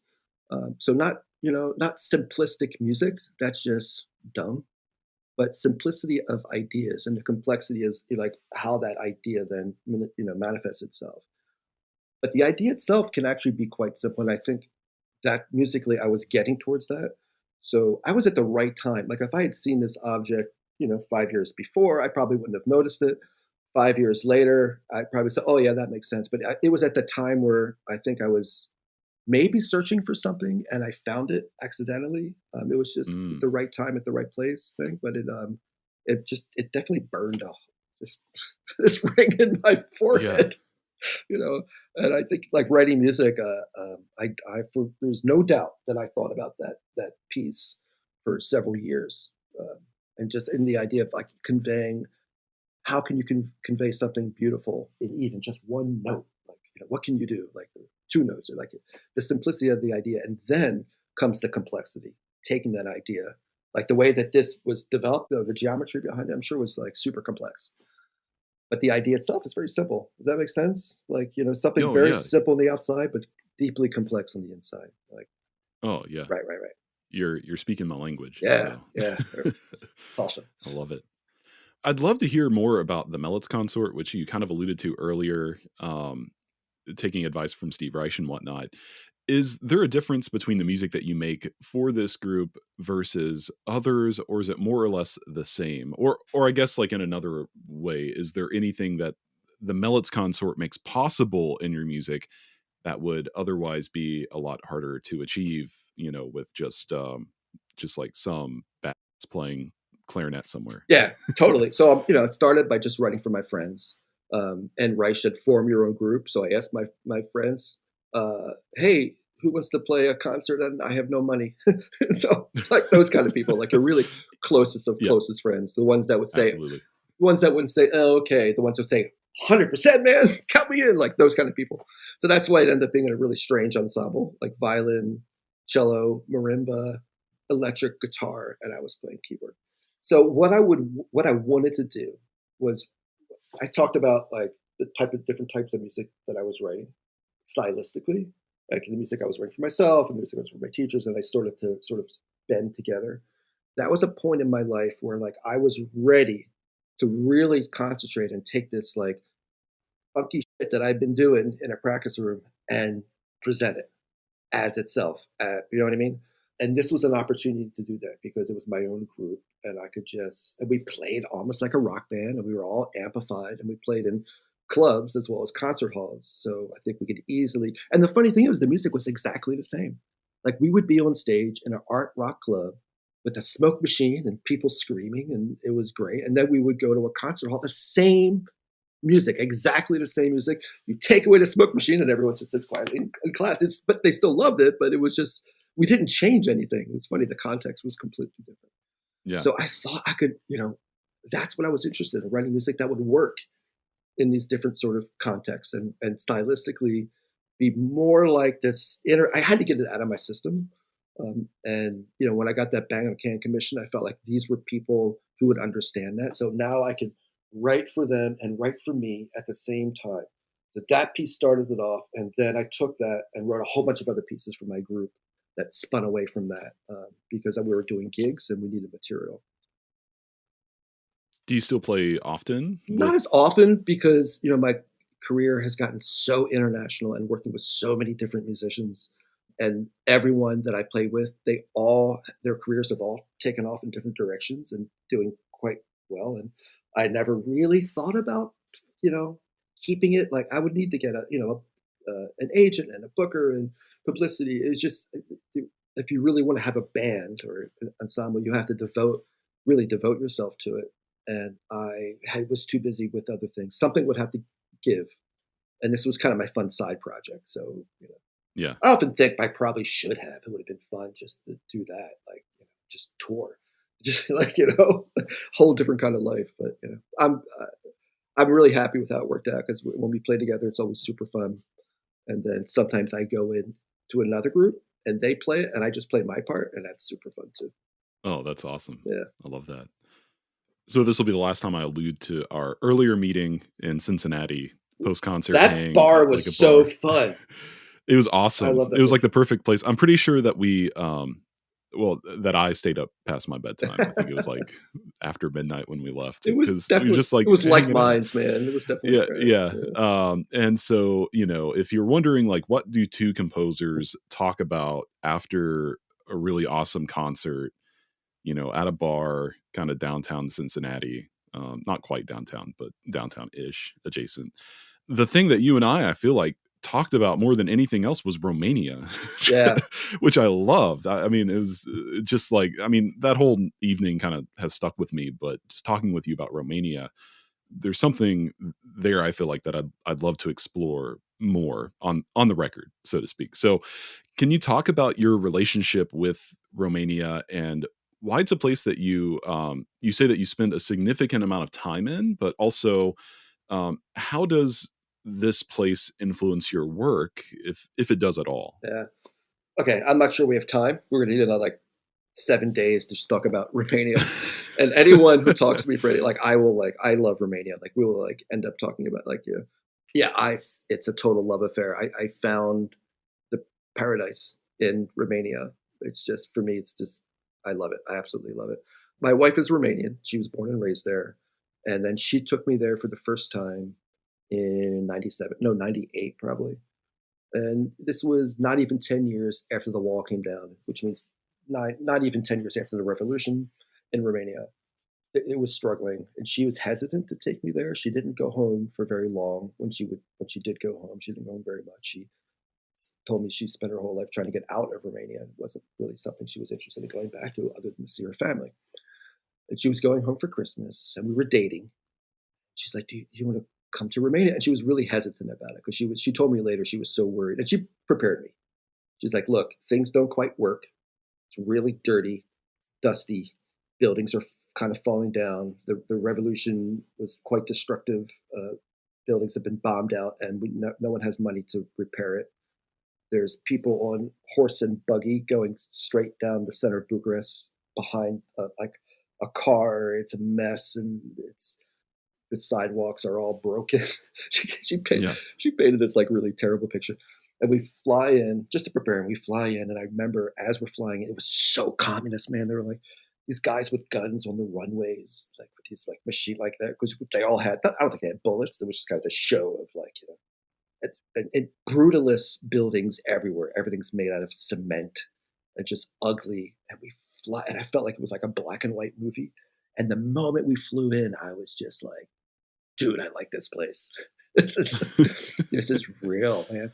And she took me around, and I was so impressed with it. I just felt like, food right out of the ground, and people, forget about the ugliness of what you were seeing, because underneath all that, it was so special, and these incredibly warm hearts. You would meet random strangers on the street. Before you knew it, you were in their house doing shots of palinka, and it was just this like very warm place, like as in like warm hearts. Um, and the food, like everything about it was, I don't know. I felt like it made sense to me. I fell in love with this woman. She took me to her country, and there's 20 million like carbon copies of her. Why would I like? Obviously, I'm going to love this place because there's like everyone's kind of like you. Like they're so real. Yeah. And just the fact that I kept thinking of how I grew up, and the more I learned about how she grew up during communism and the fear and living under a dictator and people disappearing in the middle of the night and everyone being afraid to talk. She told me just the other day, by the way, we're living now. She's like, this is so how we're living now in the U.S. is reminding her so much of what the dark times of Romania Oh, wow. was like, Yeah. and it's like PTSD. It is freaking her out. It is like this is what I ran away from. This type of fear. It's like it's happening again here, right? So, but I also, this the dichotomy, the difference of growing up how I grew up in middle class America with everything that I wanted. Riding my bike in the woods when I wanted to, and having food on the table, and but also just like everything being done for you, like going to the grocery store. Like chicken comes in a package. Everything is all packaged and done for you. Like the progress has taken us to the point where so much of our life is sort of done for you. They go to Romania and nothing's like that. You buy a chicken, you go to the farmer in the market, and he has a chicken. It's not frozen.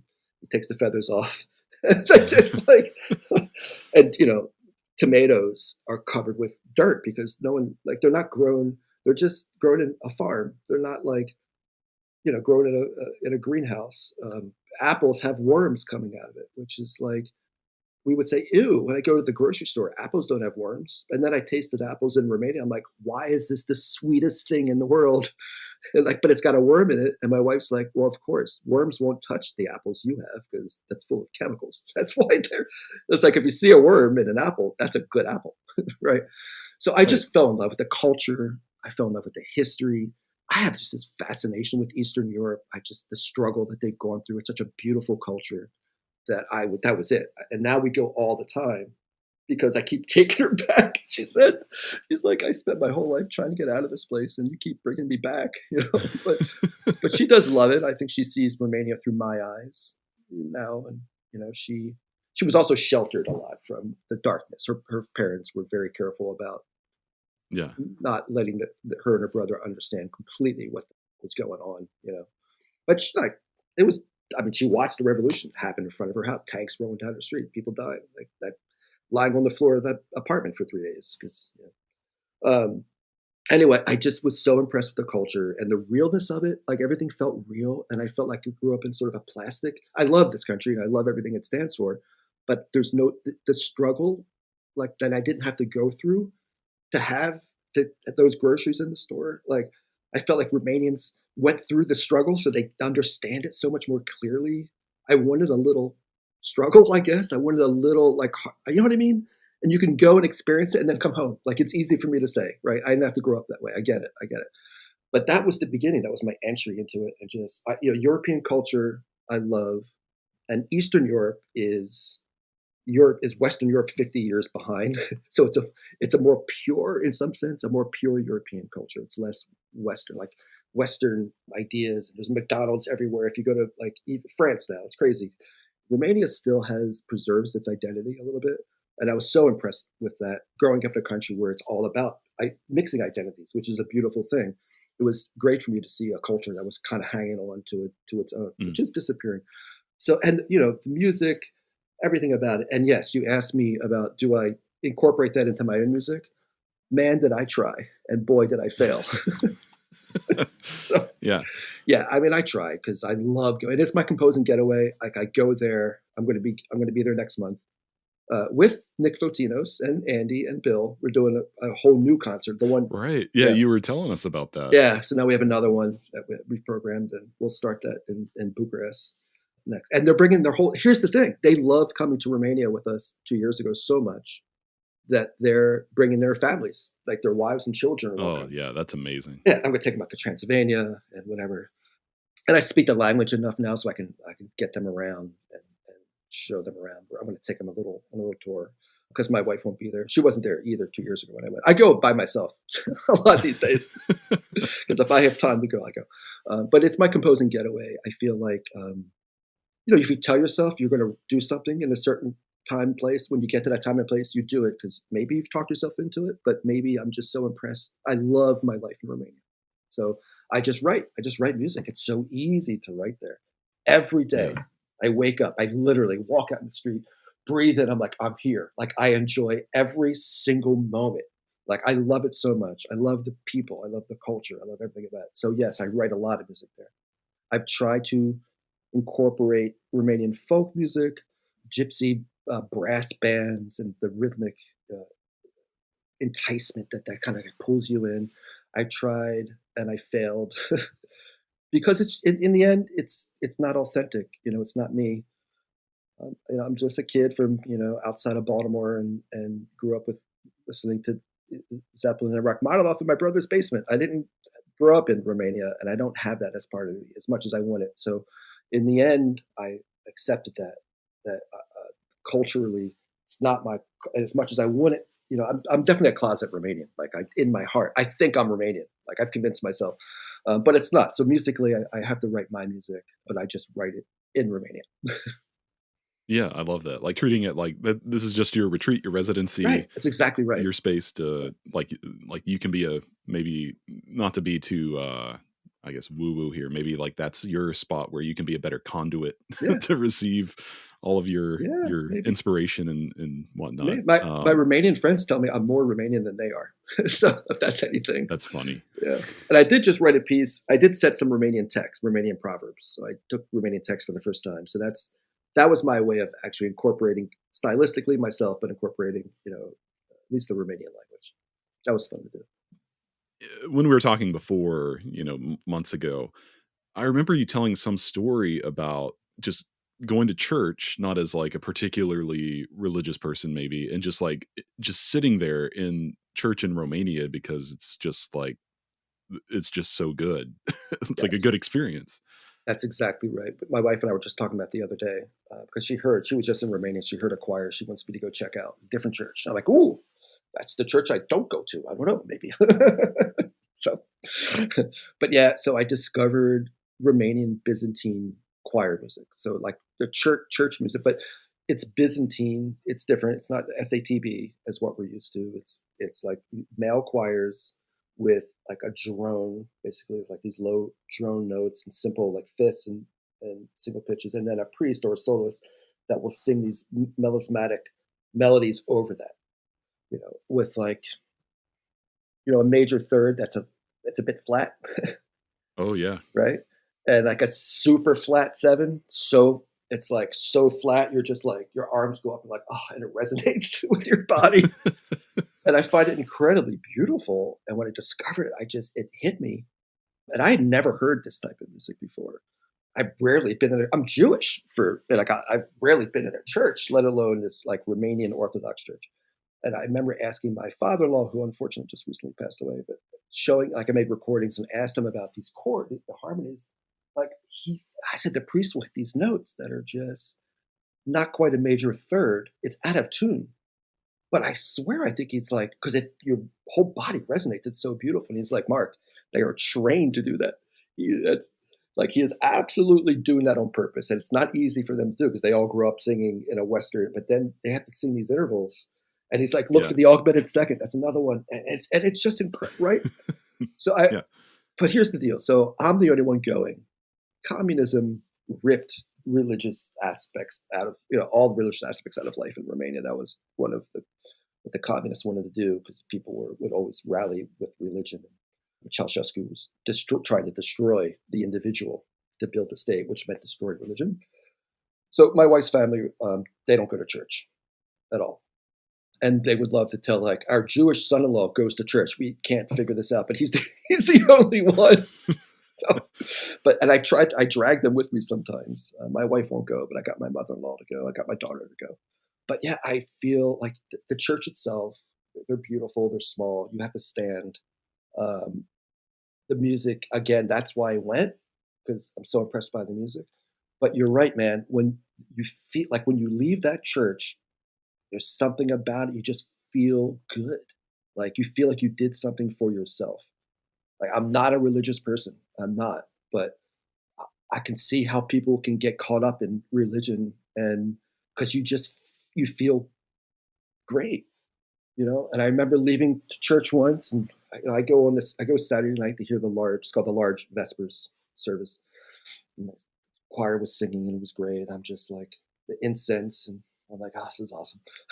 The church is beautiful, painted in the inside. And then when I leave, my wife had called me from the US with a problem. She's like, I'm so sorry. I have to ask you to do this, but like, my mom again is complaining there's something going on in the apartment. I know you were just there twice today, but do you think you can go? And I'm like, yeah, I'll go right now. I feel great. I just went to church. I can do anything. Nothing is going to bring me down. Like it's that type of thing. And I'll do whatever you want me to do because I feel great. There's a feeling you get, it's like, Yeah. I don't know, something about it. I had a somewhat similar experience recently. A few months ago, we were in Japan, and we basically went for fun. I say basically because I have a friend in Tokyo who, once I told her we were coming, she curates events, and I won't get into all of it now. But basically, she was like, "Oh, you're coming? We'll play your music." It's like, okay, now it's a work trip, which I'm not like totally loving, but I am excited. So the day of the concert, she produces concerts in like traditional Japanese spaces. Her father is a Buddhist priest, and so their home is a temple. And so my music got played there, and it was great. And then right after the concert, they set up for a service to honor her grandfather's death day, basically. And so her dad did the service, and they invited us to not only like sit there and watch this Buddhist service, but we like got to participate a little bit. It was like basically for family, and it just like felt like being, I mean, it was like being at a like a ritual, like the pacing of it, the chanting, the like call and response between us and the priest, and just something about it. And then we all went out to dinner afterwards, and we felt so included Yeah. and felt so good, like getting to be involved in that, and then just like hang out with her family after that. Mm. um yeah, I'm That's just like, beautiful. oh man, I want to do that again. Don't you feel, yeah, it's beautiful. Don't you feel like you're part of this mechanism, but you're also Yeah, an individual, right? That's what impresses right. me. Like I'm sure you had this feel like you're part of that mechanism that's created, but you're also your individual. Like everyone has their own response to it, which is created to sort of have that effect. But for whatever reason, it works because you have this individual thing, but yet you feel like you're part of this community and this experience. So you feel great, right? Right. Yeah, it's like drugs. It's awesome. So, getting into my final set of questions, again, these are questions I ask everybody, and I'm especially curious, like hearing how you've basically composed your whole life. So I don't know if you've given much thought to this, the answer to this question, but what do you think you would be doing artistically or otherwise if it wasn't composing? Um, I have no clue. If I wasn't a composer, what would I be doing? I know what I would like to do, but it probably would. I would love to be a chef. I'd love to be a cook Yeah, because it's the same thing. Only you're just working with melody and harmony. You're working with food like carrots and onions and duck. Maybe an engineer because I think like as a composer, you just try to figure stuff out and make stuff. You're just like making things by figuring stuff out and creating. And I think engineers create like they make stuff, they figure stuff out. And then, so I know it sounds weird, but maybe I think there's some connection with especially like mechanical engineers. Yeah, I might be a mechanical mm, engineer or a chef. yeah. What's the Spinal Tap? What's the, did you ever, He's like, oh, I'd work in a chapeau shop. That's what so maybe I would sell hats. You know? Yeah, I dig it. Yeah.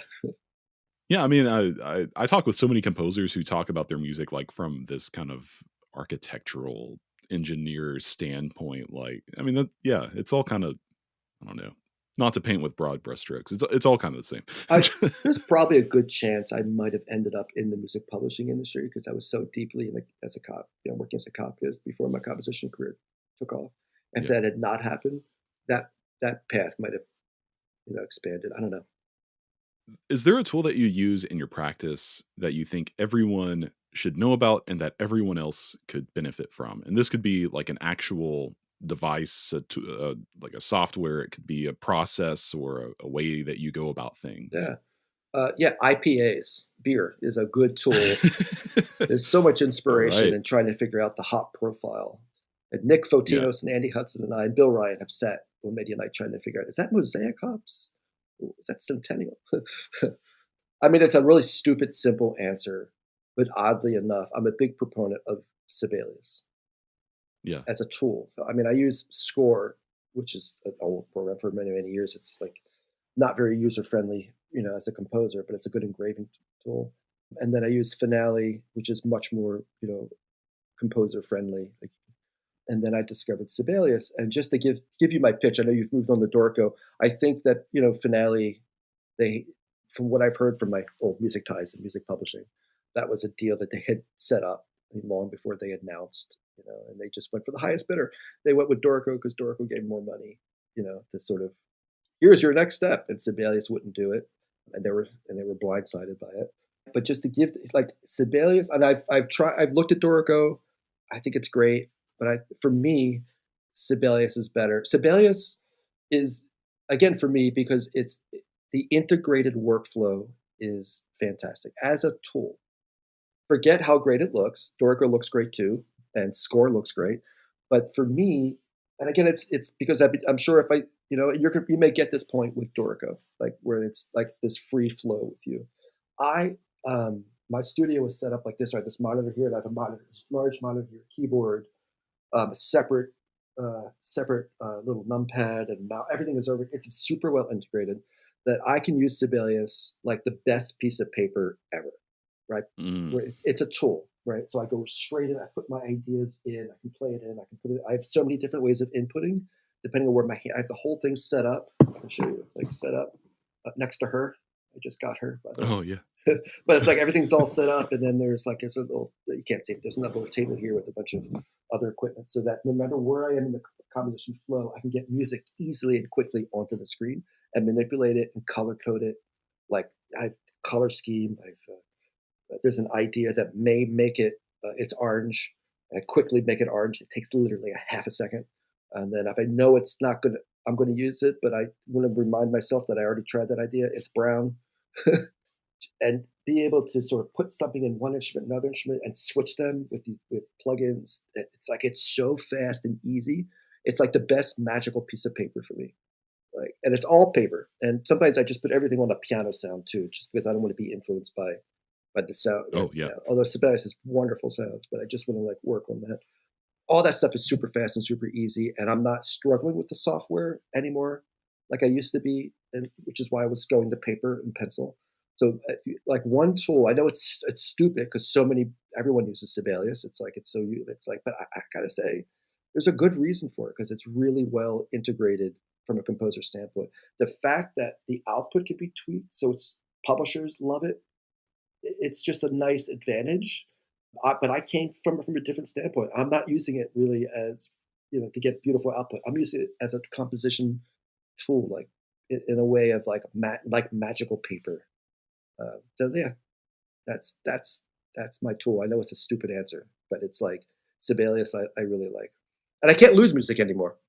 Yeah, everything goes on Dropbox, and if in Romania, I don't have to bring it with me. It's all in Dropbox. Like Dropbox, like cloud-based file saving is the greatest thing in the world.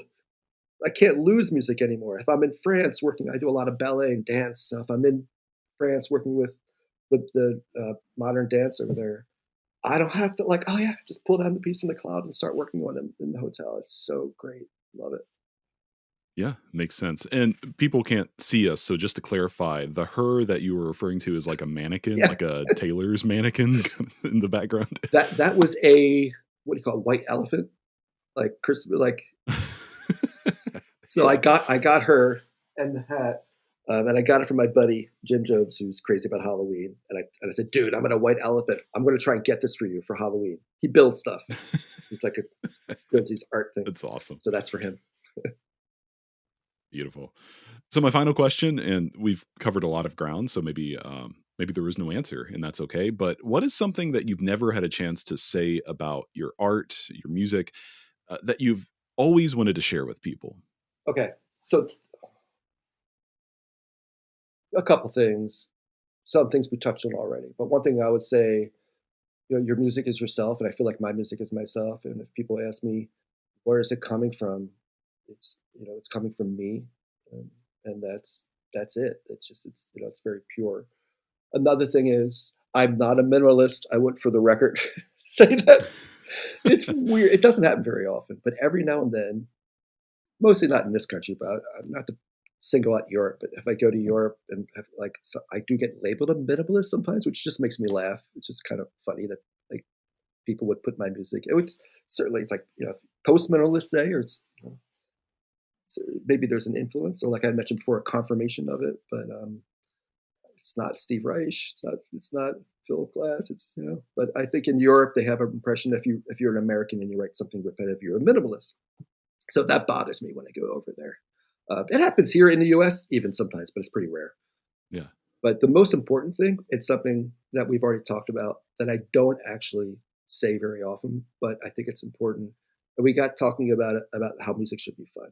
And I think that part of the reason why I get so many performances is it's not because the music is better than anything else. I think honestly because it's fun to play. Like, it's rewarding for players and for composers, young composers like that, to stop thinking about the self so much and understand that people are going to interpret your music and it should be fun. Like, if you give them something groovy, there's that word again, something funky, and it's fun for them to play and it's rewarding and it sounds halfway decent, you have a much better chance of being successful doing this than music that's just not fun. No one would. It could be the best. It could be so amazing. It sounds so great, but it's not fun to play. They'd rather play the Mellits piece, which maybe isn't as good, but damn, it's fun to play. So, right, right, and it doesn't. It can be hard. I just think it's really, really hard. But it's like musicians are okay with hard. They actually like difficulty. They want something that's hard, but it needs to be rewarding as well. It needs to be fun and hard. So, like, it's the one thing I don't really talk about. It's kind of like not a secret, but I just feel like I've realized that the reason I'm getting a lot of these performances is because it's just fun. Like, it's more than anything else. It's just like music should be fun to play. Yeah, I love it. Well, Marc, thank you so much for your time today. I feel like there's so many other threads that we could probably go down. So maybe we'll do this again in the future. And at the very least, I'd love to meet up in the future sometime soon and have some Malort with you. I know you're a fellow Malort lover, and we didn't get to do that. If you guys are in Chicago, you got to let me know. Yeah. And I'm going to come visit my daughter at Miami University at some point for sure. And then maybe we can meet up down there in Cincinnati. But yeah, Absolutely. You are so good at this, and this has been so easy to talk about because you're a composer. It's different. It's great. And having done these things before, you're spectacular at this. Well, I can't believe it went by so fast. It's not about me. It's all about you. And it's been fun. I'm just here to have fun. so yeah, I really appreciate it. Thanks so much. Yeah, no, thank you, man.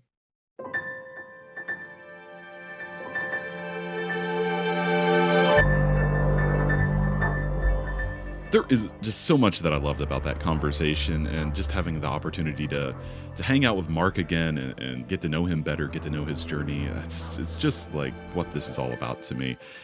And you can hear more of Marc's work and learn about his projects by visiting his website, marcmellits.com, and I'll also include that link in the show notes for this episode. I'm Tyler Kline, and thank you so much for joining me for this episode of Music Maker. Music Maker with Tyler Kline is a production of Loose Leaf Transmissions, made for all ears. We are online at looseleaftransmissions.com, where you can find more episodes of the podcast, as well as ways to support the show and the network. All right, everybody, thanks again for listening, and I'll see you here next time for the next edition of Music Maker.